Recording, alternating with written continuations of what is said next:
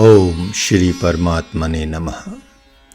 उन भगवान नारायण के शरीर पर पीतांबर अति शोभायमान हो रहा है, जिसे देखकर संसार के समस्त वस्त्र शोभाहीन प्रतीत होते हैं। मस्तक पर दिव्य मुकुट ऐसा सुशोभित हो रहा है मानो असंख्य सूर्य और चंद्रमा एक साथ प्रकाशित हो रहे हैं। दसों दिशाओं में अत्यधिक दिव्य ज्योति छिटक रही है, जिसका वर्णन मेरी वाणी किस प्रकार करे। गले में वैजंती माला विराजमान है और कानों में कुंडल अति शोभायमान हो रहे हैं। एक हाथ में घोड़े की रास तथा दूसरे हाथ में शंख शोभा पा रहा है एवं एक मनोहारिणी मुरली भी अपने साथ में रखे हुए हैं। पैरों में रत्नों से जड़ी हुई जूती धारण किए हुए हैं, जो मन को मोह लेती हैं। सृष्टि में ऐसे किसी के भी चरण नहीं हैं जो इस भांति शोभा देते हों। अति दिव्य नाक, कमल के समान नेत्र तथा भ्रुकुटी, ये सब ऐसे सुशोभित हो रहे हैं कि वाणी किस प्रकार उसका वर्णन करे। प्रभु के मुख मंडल पर जो परम शांति विराजमान है, वह योगियों, सन्यासियों एवं संतों के मुख मंडल की शांति को भी लज्जित कर रही है। मानो उनकी हृदय गति प्रसन्नता मुख मंडल पर छा गई है, जिस शोभा का महाराज ने कुछ वर्णन किया है। जो प्रभु एक होते हुए विश्व रूप भी हैं और इस रूप में भी हैं, उनके नेत्रों में बारंबार देखकर परिक्रमा करके चरणों में माथा टेकते हुए वंदना करता हूँ। अब पुनः मैं सच्चिदानंद भगवान के कृष्ण नाम की वंदना करता हूँ। यह कृष्ण नाम गोपियों को अत्यंत प्रिय है, सगुणोपासक भक्तों का प्राण है तथा देवताओं के मन को प्रसन्न करने वाला है। ऐसे कृष्ण नाम वाले प्रभु के चरणों में मेरा नमस्कार है, नमस्कार है, नमस्कार है। यह कृष्ण नाम ही ओम बीज है। यही ऐंग ह्रीं श्रीं क्लीं बीज भी है। ऐसे महिमा में कृष्ण का नाम वाले प्रभु के चरणों में मेरा बारंबार नमस्कार है। यह कृष्ण नाम ही महामृत्युंजय, श्रेष्ठ गायत्री तथा वेद मंत्र है। यही कृष्ण नाम महात्मा वसुदेव एवं भगवती देवकी का उद्धार करने वाला है। ऐसे दिव्य एवं पावन कृष्ण नाम वाले प्रभु के चरणों में मेरा नमस्कार है, नमस्कार है, नमस्कार है। यह कृष्ण नाम नंद बाबा एवं यशोदा माँ के मन को प्रसन्न करने वाला तथा कंस, चाणूर और शिशुपाल आदि असुरों का संहार करने वाला है। इस कृष्ण नाम वाले परम समर्थ प्रभु के चरणों में मेरा नमस्कार है, नमस्कार है, नमस्कार है। यह कृष्ण नाम समस्त असुरों का संहार करने वाला तथा सबको अपनी ओर आकर्षित करने वाला है।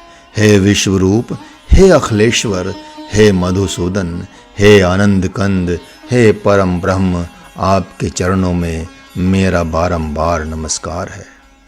हे शिव, ब्रह्मा एवं संतों के चित्त में विहार करने वाले, हे पार्थ सारथी, आपको नमस्कार है। महर्षि व्यास भी आप परमात्मा के महिमा में छंदों को लिखते हुए निरंतर श्री कृष्णाय नमः, कृष्णाय नमः कहते रहते हैं। आप ही परम पावन गीता में एवं परम सुहृद हैं। आपको नमस्कार है, नमस्कार है, नमस्कार है। हे प्रभु, आपके चरणों में बारंबार नमस्कार करते हुए महाराज ऐसा वरदान मांग रहा है कि जिससे वह कृष्णायन की रचना करने में समर्थ हो सके। हे निर्वय विभाग रहित अनामय प्रभु, आप में किसी भी प्रकार के द्वैत की संभावना नहीं है। आपको वेद भी नहीं जानते। आप जिसको जना दे वही जानता है। अतः मैं आपकी वंदना करके गीता भाष्य कर रहा हूँ। अब मैं पवित्र आर्य भूमि में जन्म लेने वाले समस्त सपूत एवं कपूतों की वंदना करता हूँ, जो आज राजपुत्र हैं तो कल इस जगत में भगवान बुद्ध कहे जाते हैं। जिनके आज वर्ण और कुल का पता नहीं है, कल वे ही इस धर्म भूमि में भक्त कबीर कहे जाते हैं। आज लोग जिन्हें तुलसी कहकर पुकारते हैं, कल जब वे निर्मल वैराग्य से संपन्न हो गए और श्री रामचरितमानस की रचना कर दी, तो सारे लोग उन्हें संत समझ संत शिरोमणि तुलसीदास कहने लगे। उसके उपरांत जगत के साधक, सिद्ध एवं भक्त उनकी वंदना करने लगे। फिर उनके विरुद्ध कोई नहीं रहा। कल की जो बहू है वह आज प्रभु वियोग में वियोगिनी हो जाती है, जिसे सभी योगिनी मीराबाई कहकर नमस्कार करते हैं। आज के जो रत्नाकर डाकू हैं, जिनके विषय में सभी कहते हैं कि ये महापापाचारी हैं, जो दिन रात मारो काटो करते रहते हैं, तो भी न कटी पर वस्त्र होता है और न क्षुधा तृप्ति ही हो पाती है। यद्यपि उन्होंने ब्राह्मण कुल में जन्म लिया है, तथापि उनका व्यवहार आसुरी हो गया है। वे सदा छीना झपटी, डांट डपट, काट पीट और मार ही करते रहते हैं।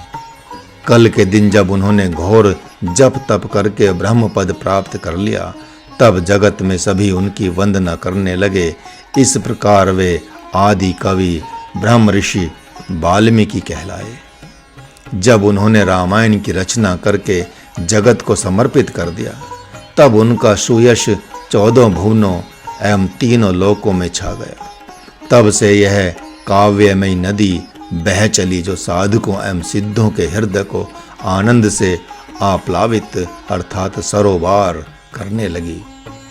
फिर तो सभी श्लोकों अर्थात रागबद्ध मंत्रों में ही रचना करके भगवान का गुण गाने लगे, तथा सबके हृदय से सहज ही मंत्र रागबद्ध हो प्रकट होने लगे। इस धर्म भूमि में जो आज का राजा है, वही कल का राज ऋषि होता है। पुनः यदि वही ग्रह त्याग कर संन्यास ले ले, तो महर्षि कहलाता है। आज का वैदिक ब्राह्मण कल का ऋषि पद प्राप्त कर लेता है। यदि वही ब्रह्म प्राप्ति कर लेता है, तो ब्रह्म ऋषि कहलाता है। आज का असंत कल का संत कहलाता है। जगत जिसकी है प्रभो, हे भगवान आदि कहकर वंदना करता है।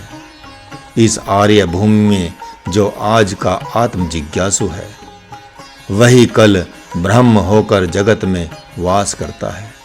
जो आज अत्यंत विषयी कहा जाता है, वही कल निर्विषयी होकर प्रभु का ध्यान करने लगता है। आज जो गृहस्थ कहलाता है, वही कल ब्रह्मचारी होकर वेदा अध्ययन करने लगता है। आज जो वानप्रस्थ आश्रम धारण करता है, वही कल सन्यासी होकर भगवान के लिए जगत में विचरण करता है। यही कारण है कि धृतराष्ट्र जैसा मोहग्रस्त राजा भी यह उपदेश करने लगता है कि इस आर्य भूमि की पावन धर्म भूमि कहकर पूजा की जाती है। इस प्रकार वह स्वयं भी इसे ऐसी संज्ञा अर्थात धर्म भूमि से विभूषित करता है। यही कारण है कि अन्य अर्थात पाश्चात्य आदि देशों के मनुष्य बच्चे से जवान होते हैं, विद्वान अथवा महान पदार्थवादी एवं प्रकृतिवादी वैज्ञानिक होते हैं, फिर वृद्ध होकर मर जाते हैं। ऐसा यह सन्यासी अर्थात महाराज कह रहा है, किंतु यथार्थ में यहाँ इस धर्म भूमि में आज का बालक कल का ब्रह्मचारी होता है। वही परसों दिव्य सन्यासी होकर तत्व ज्ञान अर्थात परम विज्ञान सनातन ज्ञान का दान देते हुए जगत के अज्ञान जनित दुख का आदि का दोषों को धोता फिरता है। इस प्रकार जो यहाँ जन्म लेते हैं, वे भले ही स्वयं को ब्राह्मण, क्षत्रिय, वैश्य, शूद्र, स्वपच, कोल, भील, खस या आभीर मानते रहें, अथवा वैसे ही कोई अपने को खल, चोर, लंपट, कपटी उत्पाती या नीच ही क्यों न समझते रहें, परंतु वे मूल में ब्रह्मचारी, राजऋषि या ब्रह्म ऋषि ही हैं। अतः आप अपने मन को बोझिल न करें, क्योंकि आप आर्य भूमि के सनातन मार्ग पर हैं। पुनः मन में ऐसा जानकर आप दुखी न होवें, क्योंकि आप कल के भक्त, संत एवं सिद्ध महात्मा हैं। अतः हे आर्य भूमि के वरद पुत्रों, आप उठें, इस आर्य भूमि अर्थात भारत भूमि को प्रणाम करके अपनी संकल्प शक्ति को धारण करें। अपनी हृदय की दीनहीन वृत्तियों को त्याग दें, क्योंकि ये क्षुद्र वृत्तियां बड़ी घातक होती हैं। आप अपने स्वरूप में झांक कर देखें तो महत अध्यात्म और अभूतपूर्व शौर्य को अपने चित्त में छिपा हुआ पाएंगे। अतः उन्हें अवसर दें और निष्काम होकर जगत में निर्मल यश प्राप्त करें। हरि ओम।